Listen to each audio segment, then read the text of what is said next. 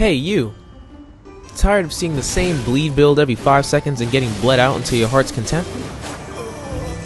Tired of roll catch hell? No matter when you roll, you just die for no particular reason other than to die? Well, look no further than this video. I have way too many hours in Dark Souls PvP to tell you guys the top 5 tips that I feel like would help out not only PvP players, but just people playing the game in general. I will be talking about things that you can apply to your gameplay today so that you can become a better player.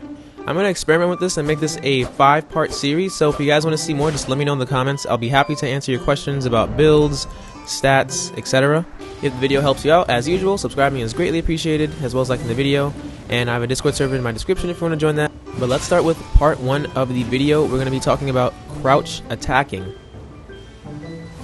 So for those of you who don't know, you can actually crouch in Elden Ring. I mean, if you've been playing, you probably would have figured it out. But the button is going to be different on which system you will be playing on. However, if you did not know, you can actually attack while you're crouching. And I call this a crouch attack. The unique property of these crouch attacks is that they actually do the rolling attack of your weapon. Now, some weapons in this game have very good rolling attacks. I would say the best ones to have, especially if you're doing invasions, are ones that do a poking attack. In my opinion, the best ones to do this with are rapiers, one-handed spears, and my personal favorite, ultra great swords.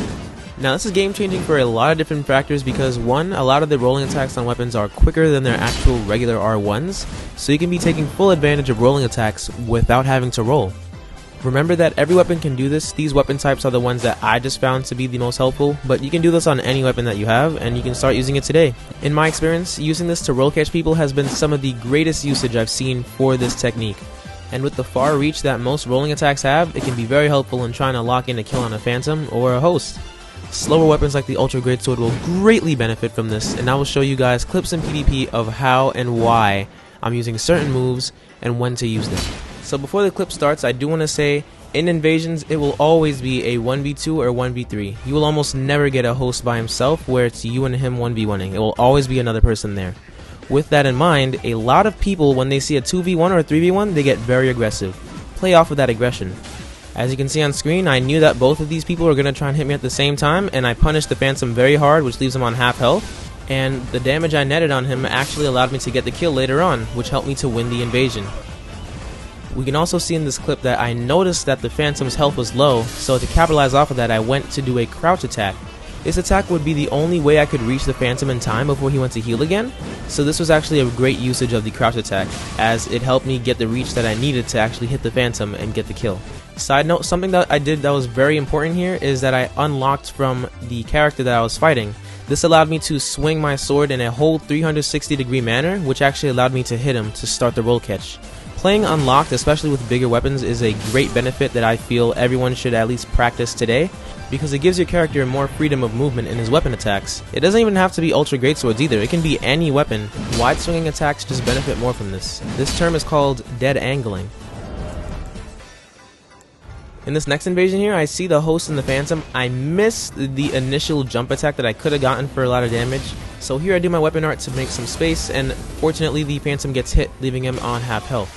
And from here, I get to secure the kill with a crouch attack. This attack again was the fastest weapon attack I could do, and it allowed me to get the kill. From here, the host being reasonably mad about his friend's passing, I'm actually able to pressure his shield crazy with the crouch attack tech. You can see he also attempts to swing his sword, but because the rolling attack of the Ultra Greatsword is quicker, I was able to hit him before he got his R1 out with a Greatsword, a weapon that swings much quicker than an Ultra Greatsword on most attacks. Seeing that his stamina was draining quickly, it made him panic roll, and I was able to roll catch in time. If I were to use the regular slow swing speed of the Ultra Greatsword's light attack, he would have had a much higher chance to actually react and roll away compared to the light rolling attack of the crouch attack. And that will be all for today's video. If you learned something new or if this helped you out, subscribing and liking is always appreciated. Again, let me know in the comments if I should continue this series, because I have a lot of information on PvP to pass down, or just general game knowledge on how to build your stats, build your character, etc. So let me know. This has been Wisdom. Take care. Love and light.